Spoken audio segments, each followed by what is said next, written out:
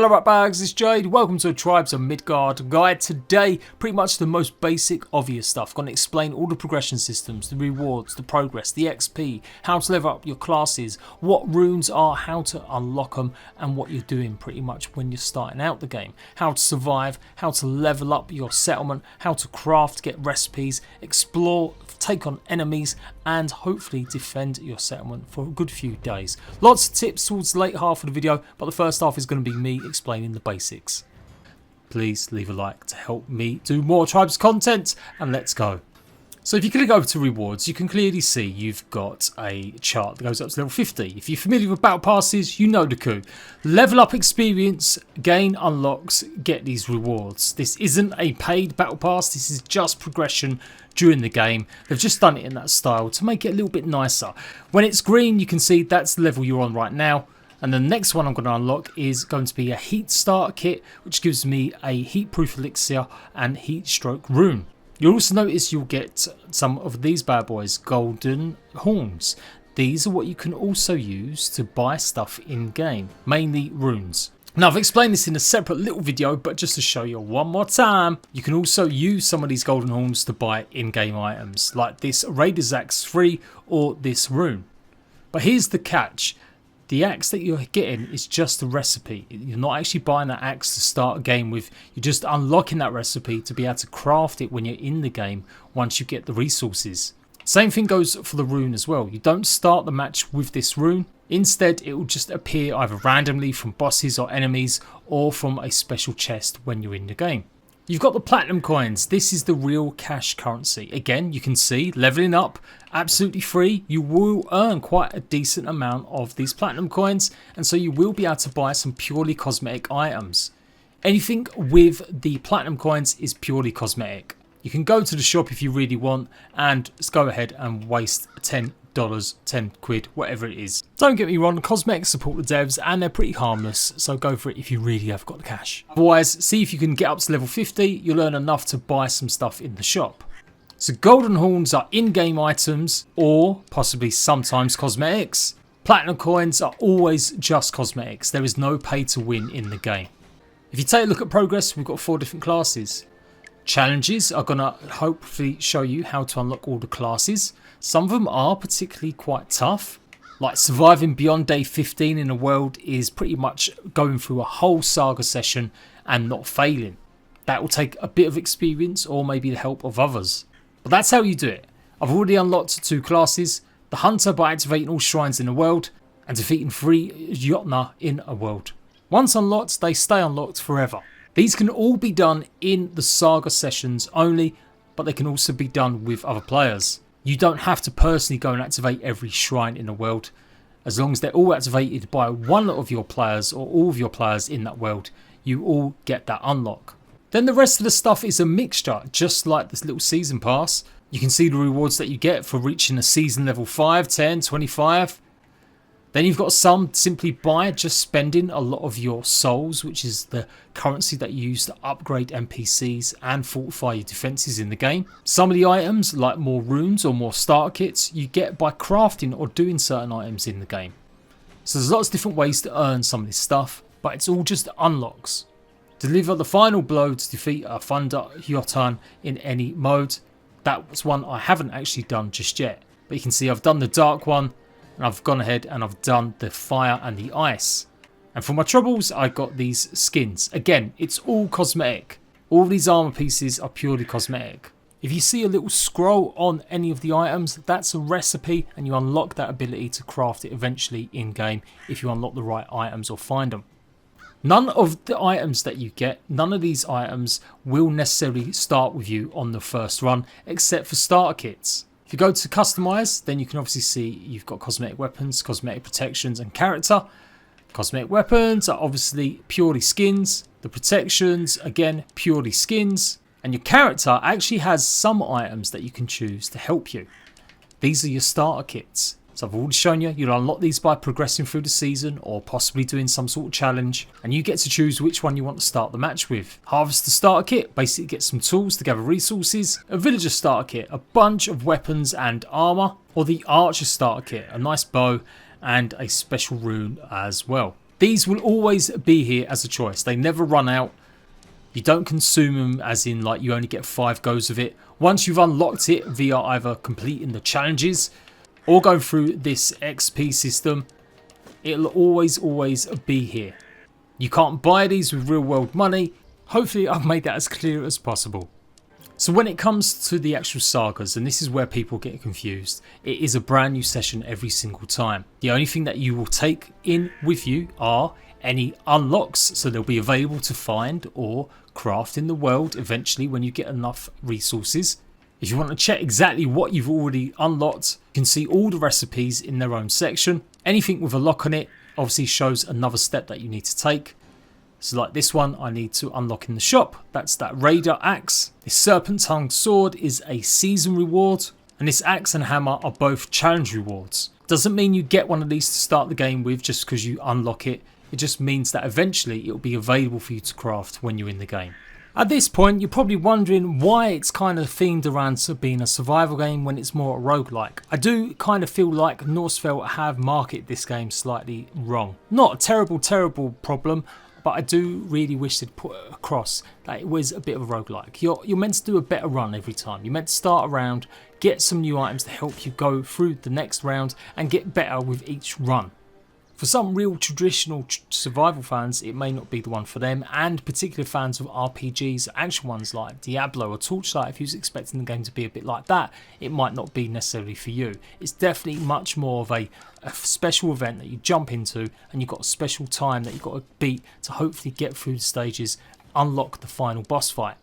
That's the ultimate aim in the Saga mode, is to get to the point that you take on the lair boss, which you get 5 golden horns for defeating. Go check out that video for more details about what he is and how to defeat him. Now, a misconception that I kind of had a problem with was runes. In my understanding was, before the game came out, I was going to be able to mix and match runes to start the match with. That you'd unlock them or find them in the world and then they'd be yours to keep. And that way you'd get a bit like a roguelike, mix up your playstyle, mix up a run just by choosing which ones you wanted. But it doesn't work like that. Again, when you do unlock one of these runes, either as a challenge or season reward, all you're doing is unlocking the ability to find them in the world.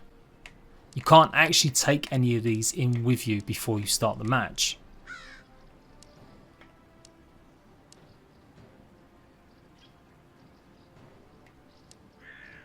So, we've got our matchmaking, we've got our solo play. We've got our survival mode. Remember, survival mode will go on and on and on. Apparently you can get up to like a level 100 if you're super good at it. It'll just get more and more difficult, more and more harder to get that far. And there's no final boss fight. And it's a world that you can leave anytime you want. When you close the world, that's it. It saves the progress and it'll only restart when you join back in. You've got 3 slots and you can obviously customize them and do what you want with them too. Click on new game, you can make it easy, harder, whatever it is. Pretty much by clicking on the left for everything, you're pretty much going to make it so that you don't get as much experience towards your season pass or season bonus Seer. I do keep calling it season pass. It's not a pass, you don't have to spend any money. You can reduce the amount of players and make the map absolutely tiny if you wanted to make it a bit easier too. It's actually beneficial to make the map a little bit larger because it means the giants have longer to walk also. But you get the idea. If you want to increase the difficulty of the game, you can go ahead and do that and double the amount of experience you're earning. There you go. By doing so, I get 2.15 times the amount of experience. You can set a password. You get the idea. By now you'll have realised that you don't access the survival mode though until you get to level 3, and so you're going to need to play the Saga mode for a bit to unlock the survival mode. Right, let's talk about the Saga mode. So the Saga mode is online, obviously, just like the whole game. You have to be online to play. And a Saga session lasts around 2.5 hours. Matchmaking with a bunch of other random people, it will throw you in. Or you can go for a new game. Play it solo or set up your own groups. If you start a session and then you decide to leave, it will go over to the next host and the server will carry on without you. When you first start, your settlement will just be below you. I'm going to gather resources with my little kit I've already got. If you started a session and it's public, you've got until day 3 for other players to join. After that, it'll be locked in. No one's going to suddenly come in at the last minute and help you out. You see, gathering the resources gives me XP, and that's the yellow bar where my name is. That is what you're going to choose to pretty much get a class and different class perks. Remember, you can only unlock new classes by repeatedly playing the actual Saga mode. When you're inside your settlement, you've got your NPCs. The Tinker here, she's going to craft you your weapons. Each upgrade pretty much just reduces the durability. You do need to repair your weapons as you play. And so if you get one of these better tools, you won't have to repair it as much. You've then got constructions. And again, just like some of the other items, you can earn some of these recipes. But most of the stuff in here is just tied to upgrading this particular NPC or this station. You see there's plenty of explosive arrows that say station 2, 3. Again, you get the idea. It's pretty simple. You just need to upgrade your NPCs. Clicking LB or whatever button it is to upgrade. It's 250 souls to get to level 2, 500 souls to get to level 3, I think 1,000 souls to get to level 4. I think it is maybe another 1,000 souls to get to level 5. In this instance, the items you'll be buying at level 5 are obviously these legendary items. Each one of these still requires lots of components. So for the basic stuff, you just need some branches and some flint. And then when you went to upgrade to the next level, it uses whatever previous tool you hopefully you've still got in your inventory. The rare items use silver. The epic items use amethyst, silver and cut stone. If you go all the way to the right, the ingredients, this is where you'll be able to make and craft some of these items. You can see though, to make cut stone, I'm going to need to upgrade her to level 3. So you've got to pay attention to this and juggle what you need. The Tinker should be the first person that you go ahead and get upgraded. The quicker you get these available, the quicker you'll be able to upgrade tools, weapons, fortifications and more. Next up, you've got your fast travel stone or the shrine. You'll find plenty of these dotted all around the map. Once you find one, you unlock it and you can travel back to and fro as much as you want. You get a ton of XP as well for finding these. You also got a cooldown. If you click the right stick in on my controller, you can see I've got a rune down at the bottom left. That will go on a cooldown, but it pretty much teleports me from anywhere in the world back to this stone. Next up, we got Oliver the Trapper. Potions. Same thing again. Some of these potions you need to be level 5 to be able to craft or make. Each one getting harder, needing specific certain resources that you're going to have to explore multiple different biomes. Then you've got explosions and traps. These explosive devices here, otherwise known as jars, they've got different types of kind of elemental damage. Some may slow people down, others will give them a bit of a poison damage or paralysing damage. You get the idea. You've also got these tripwires. These actually use weapons. You can put stronger weapons inside these, but don't panic, it normally comes at least with one weapon, I do believe. And just leave them by and enemies will walk onto them and damage themselves. And then we've got the armour. Obviously you can craft a bunch of different stuff, headgear, torso, hands, legs and feet, as well as a shield. Now there are some elemental types of damage that you need to know about, but basically this shield is going to give you 1+ defense against fire, ice, dark or lightning. The Raider shield is going to give me 2+, the Hearser's shield is going to give me 2+, and it's still got an extra couple points of protection. Then you've got special ones like this one, the Norner Shield, which is going to give me 10+ protection of lightning damage and 5+ against ice damage. So any creatures that are obviously using them elements, I'm going to be more protected against them using that. You can see the little symbols next to the shields as well, giving you an easy indication of what it's good for. With armour, you also need to be aware of the temperatures. Temperatures is a big thing. As you progress through the game, it's going to get colder and colder. Some of the biomes are going to be too cold, some of them are going to be too hot. Different armour sets are going to give you more protection against some of the temperatures than others. This Herser coat here is going to give me 4 protection against the cold, 3 protection against the heat. Feral rags here are going to give me 10 protection against the heat and 7 against the cold. And some of these more epic ones give 27 protection against the heat and 27 protection against the cold in the Utgard's placard. You can also see underneath it says ice proof or fireproof. So you do need to get used to some of these, what they can do, and be aware that when you do go through certain biomes you are going to need a bit more protection, or possibly craft or find some elixirs or potions that help against the elements. So you've noticed an attack. From the moment it says that the hell things are going to be approaching, you've got literally 1 minute and 10 seconds before they start attacking.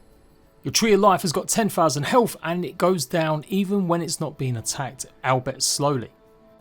Now these hell things will attack most nights.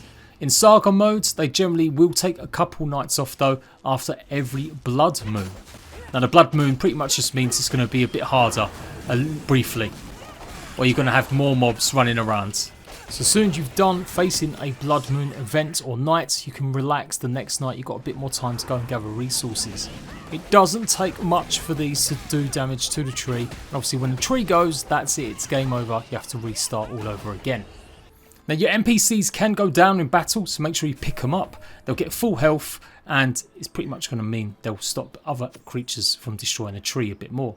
The tree changes colour when it starts doing damage. Obviously when it goes red, that means it's nearly going to die. You need to top it up with the souls you've accumulated. First couple nights solo, you can leave the NPCs to defend it. You'll lose some health for your tree, but not that much, so keep on gathering resources. Next up, we've got our Communal Chest. If you're playing with other players, you simply put all this in the box, and it means that everyone can use whatever's inside.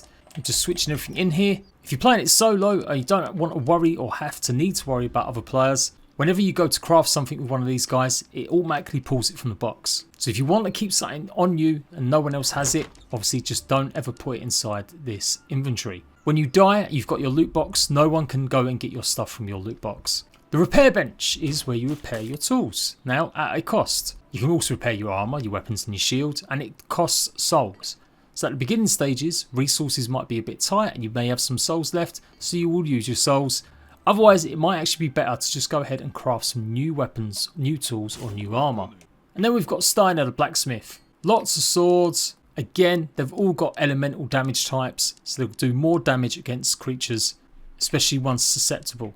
So the hell things, they're usually more susceptible to lightning.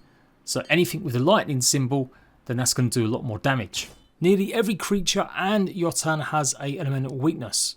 Axes, some of these are better used in certain classes. Any class can use any weapon, but certainly some of the classes do have perks that will benefit you more if you're using a particular type of weapon. And as usual, again, you can craft some of these once you've unlocked this blacksmith's higher levels and you've got enough of the really valuable resources. And then you've got the bow. It's always worth crafting a bow if you can. You can still run around with dual weapons like a hammer and a sword, or two axes if you really want. But it's definitely better off having at least one ranged weapon. Upgrade him again, same thing, 250 souls, just like the rest of the NPCs. This is the second NPC that you should focus on. And then finally, we have the Seer. She's going to heal you up. Click that, and for 2 minutes, it will pretty much have a cooldown. And this lasts for a good maybe 7 seconds, 10 seconds. And anyone inside this circle will heal up. So when you're playing multiplayer, don't activate this unless everyone's ready to also benefit from it. Otherwise, people could miss out on vital healing. You can only activate this once, and then everyone has to wait for that cooldown. You've then got your notice board. These are personal quests. You can see the quest fragment is a reward. You're going to need some of these to activate a special portal to take on the lair boss, or the dungeon boss at the end. Also, obviously, you get more rewards as well. Sometimes weapons, particularly brews. So it's worth paying attention to what you might need or what could be interesting. Now the portal to the lair boss is in the Glacier Peaks, and you normally have to repair a special bridge to get across to it. So you will need resources for that too. Again, check out the full detailed guide about the raid to see more info on it. Whenever you go to one of these, it will show it on the map. But when you get there, there'll always usually be another objective. Sometimes it might be get 30 pieces of fur. Other times it might be go and defeat a certain creature nearby. You get the idea. There's always a fast travel point next to one of these quest givers on the map on locations, as well as following the paths will take you to them.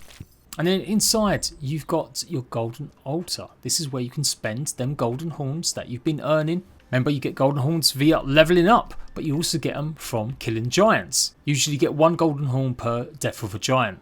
Now it's completely random what will pop out, and it will come out of the ones that you've already unlocked, or say that you can find in the wild. They get more expensive as well. The second time you do it, it's going to cost you 2 golden horns. The third time you're going to do it, I do believe it's going to cost you 3. So they're a good way to get going once you've got enough of your golden horns. But in the early stages, I would probably say avoid wasting all of your golden horns. Get used to finding some out in the world first. You'll find plenty of runes while exploring, taking on enemies too. And then lastly, we've got our fortifications. You can upgrade your things here. You've got your fortified gate. You can see it needs wooden balls, cut stone and raw iron. That's why you need to upgrade your tinker first. And a Yottum has entered Midgard. I'll get to you in a second. And I need 200 souls to upgrade this gate. You've also got Archery Towers. These are also important to make sure you upgrade. 100 souls and more of the same resources. You'll find these at all 3 points. So it's definitely worth upgrading them as much as you can. And there's usually 2 Archery Towers too. Upgrading the gates gives you more health in the gates, so it'll last longer. And upgrading the arrows, I do believe, does more damage. And you can put different types of arrows in the Archery Towers. So I've got my blessings. Basically choose what class you want to be. You start off with just the Ranger and the Warrior. I'm going to go for the Guardian today. And this means you're stuck with this character for this session. Any unlocks you get, which you can also get 10, that is it. You can only use for this session. When you start the next session, you have to choose another class and start all over again. You can get your character level while in game up to level 10. And it pretty much means you've got 10 of these to choose from that are going to give you different benefits like extra HP, increased shield durability or fire efficiency. This is why it's important to pay attention to the weapons, as this one gives me extra damage with swords, or I could go extra damage with axes. So get XP by killing enemies, gathering resources, finding the shrines and completing missions, and that's how you level up your character to earn your points. Let's make a weapon, as I do need one. So I've got my sword combo, I've got my bow, we're good to go next time there is any danger. And that's it, we're fast approaching day 2. Things move at rapid speed. So you've got to get in the habit of, as soon as you're starting, gathering some resources, whatever pack you've chosen, go and get whatever else you need to either make your tools or make your weapons, and then just get lots of resources. It's usually one hit for everything.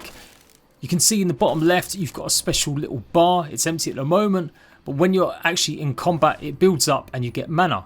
I've now got 1 mana bar. That's going to do a special ability.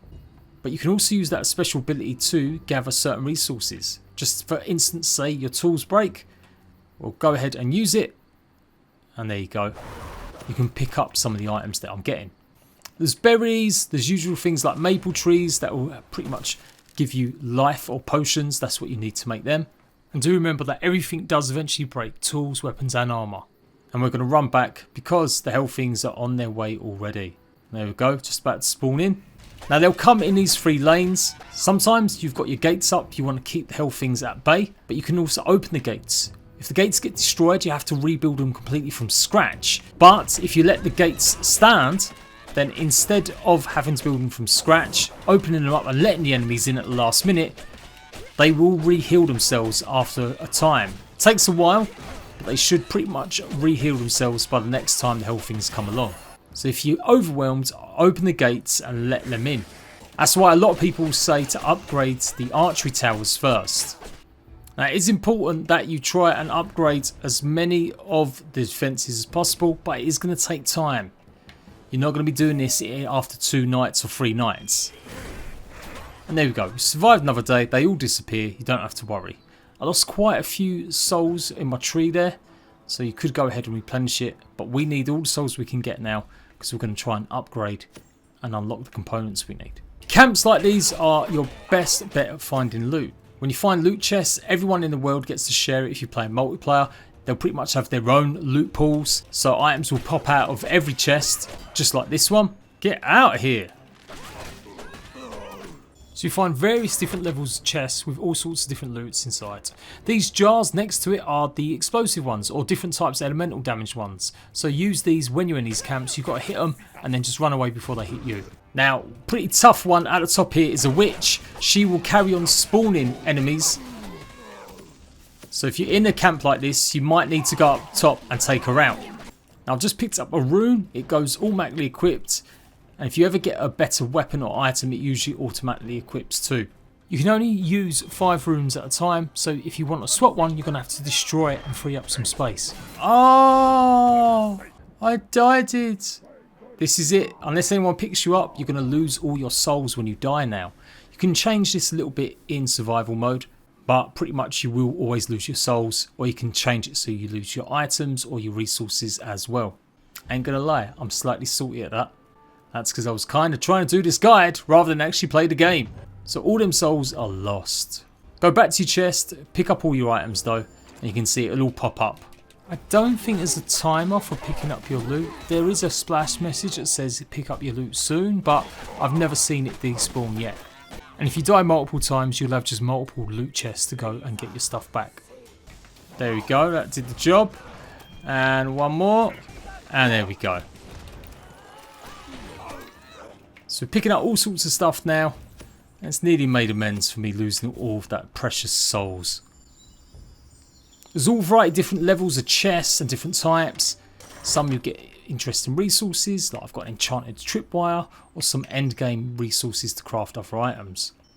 And that's it, you can't destroy or do anything with this lot. Little FYI about potions, you can only carry up to 3 of the same potion, and you can only carry 3 different types of potions on you. You can't go across water, and if you do decide to take a little jump off a cliff, if you land in water, you will die, lose all your souls and all of your items until you go back and reclaim them. The only way you can get up cliffs is by finding the right gateways or the ramps that are already there. So if we go all the way around, there should be one just about. You'll find defences at some of these, and you can see that it's red. It's pretty much saying that it's a bit over leveled for me at the moment. My power levels on top left, I've only got 78 out of 100. That's all your armour and I do believe your weapon score. Now, if there's something you really want to get up to, you can also use your building pieces. Press LB and cycle through whatever you've got. You get wall pieces, ramps, or items that you can use as bridges. So if you really want to get somewhere a bit quicker, you can go ahead and craft yourself a little bridge. A lot of these fortifications will have higher end gearing, basically better resources. So go ahead and take them out, even if you're not really planning on going that way. You can see I've got wooden stone, wrought iron, or cut stone, wooden boards. So it's definitely worth it. There's a variety of different wildlife in the game. Deers, birds like puffins, and lots of wolves. Take a hop off your cliff and you can dive down like that. Some biomes are obviously more dangerous than others, and you're going to need to be prepared. That's what we needed. I'll take that. Yes, I will. Remember, it is procedurally generated though, so sometimes you'll get a run where you've got nice easy areas all around you. Other times you might find lots of these red areas pretty close by. Again, I am pretty low here because I haven't even equipped any armour yet. Sorry Bambi, you had to go. You had to go. You're going to need a huge amount of these resources to really get anywhere in the game. Also, some resources only pop up at night, like the Rowan Tree glowing berries. Now these are effigies. You get 3 different types. You've got health, then you've got mana, and then you've got movement. The movement ones are yellow, so they'll just mean you can boost around the map a little bit for a little while. And the blue ones obviously are mana. I'm back. Let me craft my armour now. So a basic shield is a must, and then since we ain't got anything else, we're going to have to go for some of this just basic stuff too. Automatically equips it all, so you don't have to worry. You'll notice you've got these grey structures on your minimap, and you'll notice you can also go ahead and upgrade them. Some are farms, some are quarries, some are lumberyards. And this is where you can start generating resources. These are probably the next and most important thing you need to get hold of once you've unlocked the Tinkerer. They generate resources pretty much every day, and they'll be deposited into your community chest inside your settlement. They take no damage from enemies, you can just leave them be and they'll be okay. So cut stone, wrought iron is the stuff that you need the most of. As you can see, it's going to take a while to get enough ore to make iron, and then get enough iron to make wrought iron. You can find runes that give you some crafting or resource gathering a bit more, and the hunter class is good too. So actually I'm going to place a trap down. You can see it's already there. I can open it up and I can put a different weapon inside it if I really want to. But I'm going to just leave what's in there, and that will automatically defend against any creatures, enemies that are coming in. It just so happens that none have decided to spawn on this side. When it comes to defending, you're better off just going around the tree, especially when there's only one of you. Obviously when there's a couple of you, you can take it in turns about who's going to go what side. Remember, the game does scale though. The more people you have, the harder the enemies are, and the more they'll do more damage. But obviously it makes finding more treasures and getting the experience you need to level up a lot easier, as well as finding all the locations on the map and completing some of the quests. Didn't speak much about the event quest, but pretty much there'll be times like 22 minutes and you've pretty much got to go to the location. This one means I have to go and find a stag and pretty much just give it a pet. Others I need to kill some roosters, or one of them I need to rescue a prisoner. Complete these event challenges get you the fragments that you need, like I said, to go along with the quest fragments and a particular location called the Hideout. This is a special cave with lots of dangerous creatures and enemies that you need to complete to get the rest of the fragments to make the portal to go and face the lair boss. This is a little bit more advanced, but I thought I'd throw it in there anyway just to give you a heads up. I guess last thing to talk about is the actual Yottum. Now they take a couple of days to get to your location, so when you see the warning that says a Yottum has appeared somewhere on the map, pretty much go and run to meet them and see where they are. Sometimes if you're low level it might not be such a good idea because you've got to get past lots of dangerous areas, but if you found lots of speed portals then use them to go and see where it might be. In survival mode you can turn off the arrow to get more experience, but it makes it super hard in solo mode, so I advise always keeping it on. In Saga mode it's always there, it's pointing out the red arrow on the minimap, that's the location it's coming from. If it does make it pretty much close to your village and you don't think you're going to have a chance to take it on, you need to make your escape, especially if you've taken out any more of the giants because you've got them golden horns. You also get golden horns randomly from some loot chests or drops from enemies occasionally as well, but it's very rare. It is from defeating the giants or defeating the raid boss.